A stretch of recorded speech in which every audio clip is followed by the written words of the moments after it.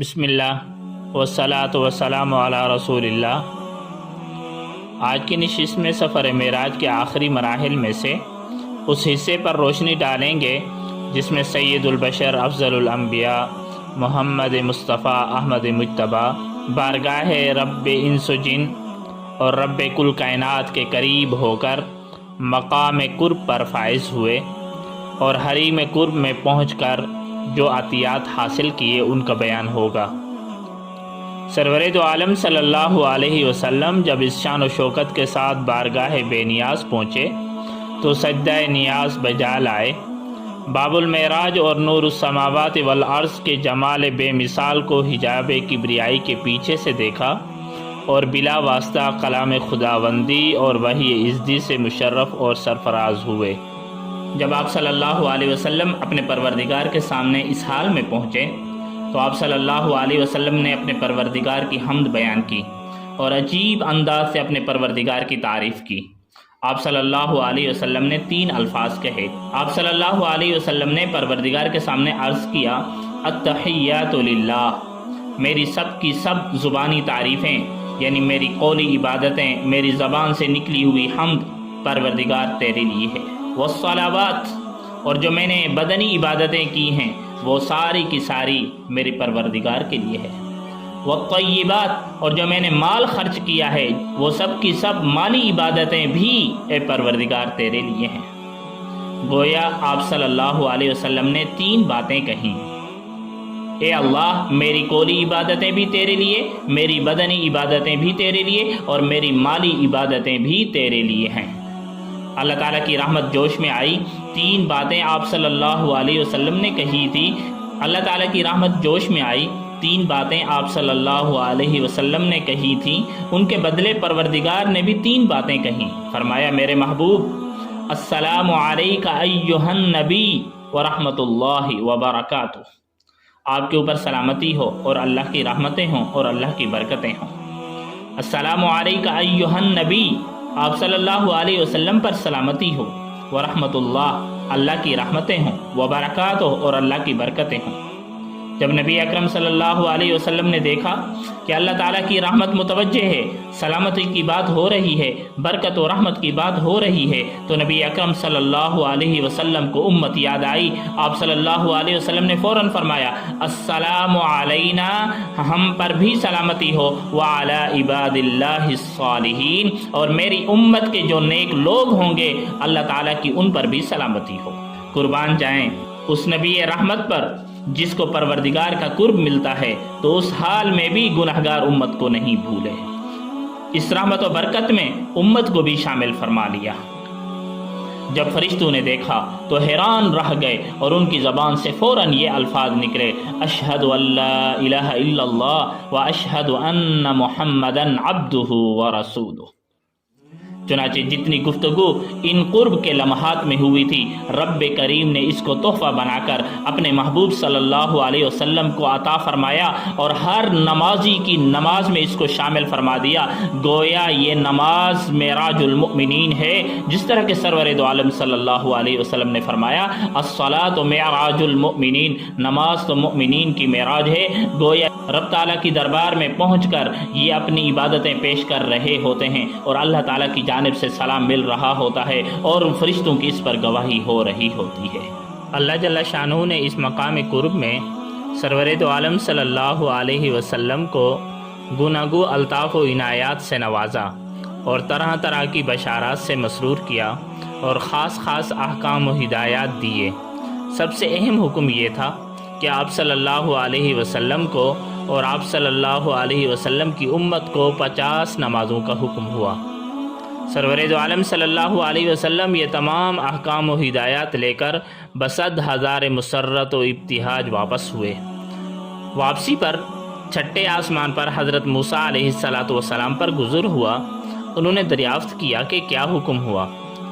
آپ صلی اللہ علیہ وسلم نے فرمایا، دن رات میں 50 نمازوں کا حکم ہوا۔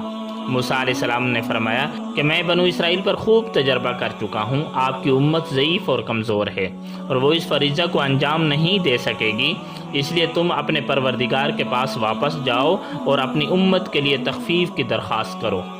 سرور دو عالم صلی اللہ علیہ وسلم واپس گئے اور حق تعالیٰ سے تخفیف کی درخواست کی۔ حق تعالیٰ نے 5 نمازیں کم کر دیں۔ پھر موسیٰ علیہ السلام کے پاس آئے، انہوں نے پھر یہی بات کہی۔ آپ صلی اللہ علیہ وسلم پھر گئے اور تخفیف کی درخواست کی۔ کئی بار تخفیف کے بعد جب 5 نمازیں رہ گئیں اور پھر بھی موسیٰ علیہ السلام نے یہی مشورہ دیا کہ جائیے اور حق تعالیٰ سے تخفیف کی درخواست کیجیے، تو آپ صلی اللہ علیہ وسلم نے یہ فرمایا کہ میں نے بار بار درخواست کی، اب میں حق تعالیٰ شانہ سے شرما گیا۔ آپ صلی اللہ علیہ وسلم موسیٰ علیہ السلام کو یہ جواب دے کر آگے روانہ ہوئے۔ غیب سے ایک آواز آئی کہ یہ 5 ہیں مگر 50 کے برابر ہیں، یعنی ثواب میں 50 ہیں، اور میرے قول میں کوئی تبدیلی نہیں ہوئی۔ میرے علم میں اسی طرح متعین اور طے شدہ تھا کہ اصل فرض 5 نمازیں ہیں۔ صحیح مسلم کی حدیث میں ہے کہ حق جل شانہ نے آپ صلی اللہ علیہ وسلم کو اس وقت 3 عطیے مرحمت فرمائے۔ نمبر 1 5 نمازیں، اور نمبر 2 خواتین میں سورہ بقرہ، یعنی سورہ بقرہ کی آخری آیات۔ آمن الرسول بما انزل الیہ من ربہ والمؤمنون کل آمن باللہ وملائکتہ وکتبہ ورسلہ لا نفرق بین احد من رسلہ وقالوا سمعنا واطعنا غفرانک ربنا والیک المصیر لا یکلف اللہ نفسا الا وسعها لها ما کسبت وعلیہا ما اکتسبت ربنا لا تؤاخذنا ان نسینا او اخطأنا ربنا ولا تحمل علينا إصرا كما حملته على الذين من قبلنا ربنا ولا تحملنا ما لا طاقة لنا به واعف عنا واغفر لنا وارحمنا أنت مولانا فانصرنا على القوم الكافرين۔ نمبر 3 آپ صلی اللہ علیہ وسلم کو یہ عطا کیا گیا کہ جو شخص بھی آپ صلی اللہ علیہ وسلم کی امت میں اللہ کے ساتھ کسی کو شریک نہ گردانے، اللہ تعالیٰ اس کے کبائر سے درگزر فرمائے گا، یعنی گناہ کبیرہ والے کی بھی بخشش ہو جائے گی۔ اور حضرت ابو ہریرہ رضی اللہ تعالیٰ عنہ کی ایک طویل حدیث کے اندر ہے کہ حق جل شانہ نے اثناء کلام میں نبی کریم صلی اللہ علیہ وسلم سے یہ فرمایا کہ آپ سے آپ کے پروردگار نے کہا کہ میں نے تجھ کو اپنا خلیل اور حبیب بنایا اور تمام لوگوں کے لیے بشیر و نذیر بنا کر بھیجا، اور تیرا سینہ کھولا اور تیرا بوجھ اتارا اور تیری آواز کو بلند کیا۔ میری توحید کے ساتھ تیری رسالت اور ابدیت کا بھی ذکر کیا جاتا ہے، اور تیری امت کو خیر الامم اور امت متوسطہ اور عادلہ اور معتدلہ بنایا، شرف اور فضیلت کے لحاظ سے اولین اور ظہور و وجود کے حساب سے آخرین بنایا، اور آپ کی امت میں سے کچھ لوگ ایسے بنائے کہ جن کے دل اور سینہ ہی انجیل ہوں گے، یعنی اللہ تعالیٰ کا کلام ان کے سینوں اور دلوں پر لکھا ہوا ہوگا، اور آپ کو وجود نورانی اور روحانی کے اعتبار سے اول النبیین اور بعثت کے اعتبار سے آخر النبیین بنایا، اور آپ کو سورہ فاتحہ اور خواتین میں سورہ بقرہ عطا کیے جو آپ سے پہلے کسی نبی کو نہیں دیے، اور آپ کو حوض کوثر عطا کی، اور 8 چیزیں خاص طور پر آپ کی امت کو دیں: اسلام اور مسلمان کا لقب، اور ہجرت اور جہاد اور نماز اور صدقہ اور صوم رمضان اور امر بالمعروف اور نہی عن المنکر، اور آپ صلی اللہ علیہ وسلم کو فاتح اور خاتم بنایا، یعنی اول الانبیاء اور آخر الانبیاء بنایا۔ اس طرح سے آسمانوں سے واپسی ہوئی اور اولاً بیت المقدس میں آ کر اترے، اور وہاں سے براق پر سوار ہو کر صبح سے پہلے مکہ مکرمہ پہنچے۔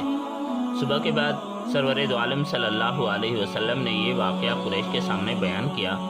وہ سن کر حیران ہو گئے، کسی نے تعجب سے سر پر ہاتھ رکھ لیا اور کسی نے تالیاں بجائی، اور از راہ تعجب یہ کہنے لگے کہ ایک ہی رات میں بیت المقدس جا کر واپس آ گئے۔ جو لوگ بیت المقدس دیکھے ہوئے تھے انہوں نے بطور امتحان بیت المقدس کی علامتیں دریافت کرنا شروع کر دیں، مثلا دروازے کتنے ہیں، کھڑکیاں کتنی ہیں، شہتیر کتنی ہیں، وغیرہ وغیرہ۔ حق تعالیٰ نے بیت المقدس کو آپ صلی اللہ علیہ وسلم کی نظروں کے سامنے کر دیا۔